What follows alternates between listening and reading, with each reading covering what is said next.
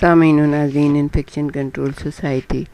آپ کو پریشانیوں سے بچانے کے لیے، بیماریوں سے دور رکھنے کے لیے مختلف ویڈیوز کے سلسلے کو جاری کیے ہوئے ہے۔ حمل گائیڈ کے بارے میں ہم آپ کو گائیڈ کر رہے ہیں، تو اس کے لیے ہم آپ کو یہ بتائیں گے کہ تیز دھار آلات اور سوئیوں کا استعمال جو ہے وہ کیسے کیا جائے، آپریشن تھیٹر اور لیبر وارڈ میں ان کا کون سا مقام ہونا چاہیے اور کس طرح آپ ان کو دیکھ بھال کر کے رکھیں۔ تو تیز دھار آلات یا سوئیاں شارپ جو ہوتی ہیں ان کو محفوظ علاقے یعنی کہ سیف زون کے سوا کہیں اور نہ رکھیں، کیونکہ کوئی بھی دوسرا آدمی جس کو نہیں پتہ ہے وہ آ کے ان کو ہاتھ لگا لے اور اس کے ہاتھ میں پرک ہو جائے یا کچھ خون نکل آئے یا کچھ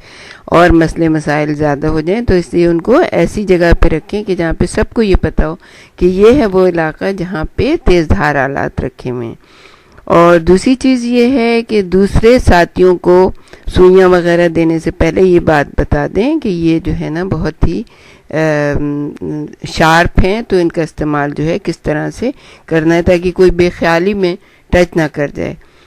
اور یہ جو ہائپوڈرمک سوئیاں اور سرنجیں جو ہوتی ہیں، ہر سوئی اور سرنج کو صرف اور صرف ایک بار استعمال کریں۔ استعمال کرنے کے بعد سوئی اور سرنج کو الگ الگ نہ کریں۔ ٹھکانے لگانے سے پہلے سوئیوں کو ڈھکنا نہ لگائیں اور موڑیں توڑیں نہیں۔ سوئیوں اور سرنجوں کو ایسے ڈبے یا تھیلے میں ٹھکانے لگائیں جس میں سوراخ نہ ہو سکیں۔ ہائپوڈرمک سوئیوں کو ناقابل استعمال بنانے کے لیے انہیں جلا دیں۔ ہم اس کے لیے ڈاکٹر صاحب سے پوچھیں گے کہ ان کو کس طرح سے ہم ٹھکانے لگا سکتے ہیں۔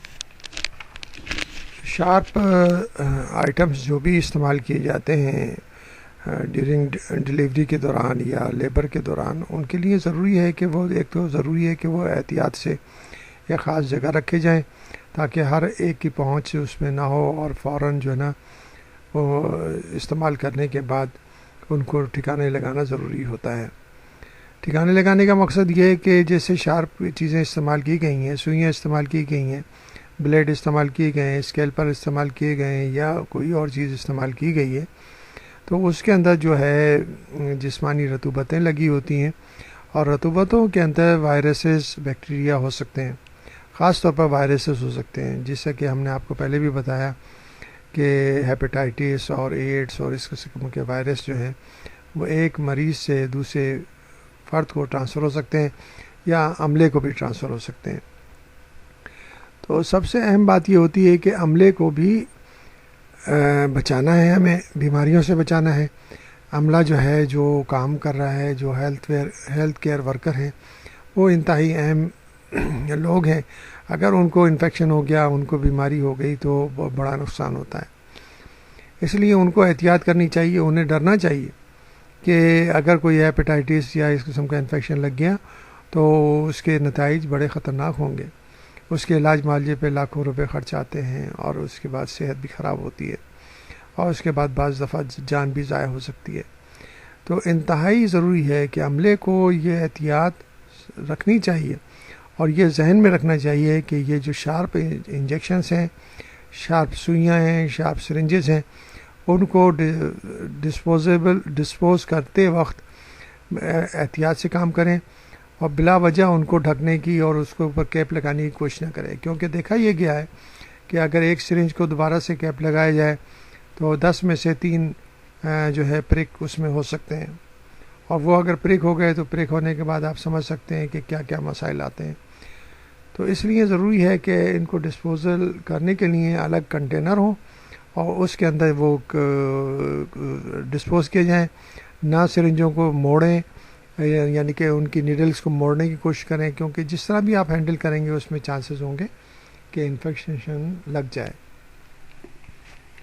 شکریہ ڈاکٹر صاحب، آپ نے بہت ہی اچھے طریقے سے ہمیں احتیاطی تدابیر بتائیں۔ جہاں ڈسپوزیبل سوئیاں نہ ملتی ہوں اور استعمال کے بعد سوئی پر حفاظتی ڈھکنا لگانا، ری کیپنگ عام ہو وہاں ایک ہاتھ سے ری کیپ کا طریقہ اپنائیں۔ ڈھکنے کو سخت اور ہموار سطح پر رکھیں۔ سرنج کو ایک ہاتھ میں رکھیں اور سوئی کو اسکوپ اپ کرنے کے لیے استعمال کریں۔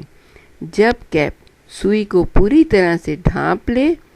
تو سوئی کی جڑ کو پکڑیں اور دوسرے ہاتھ سے کیپ لگا لیں۔ اس طرح سے محتاط طریقے سے آپ یہ سوئی کو ری کیپ کر سکتے ہیں، اور اس طرح آپ اپنے آپ کو بھی بچا سکتے ہیں اور اپنے پریشانیوں سے بھی نجات پا سکتے ہیں۔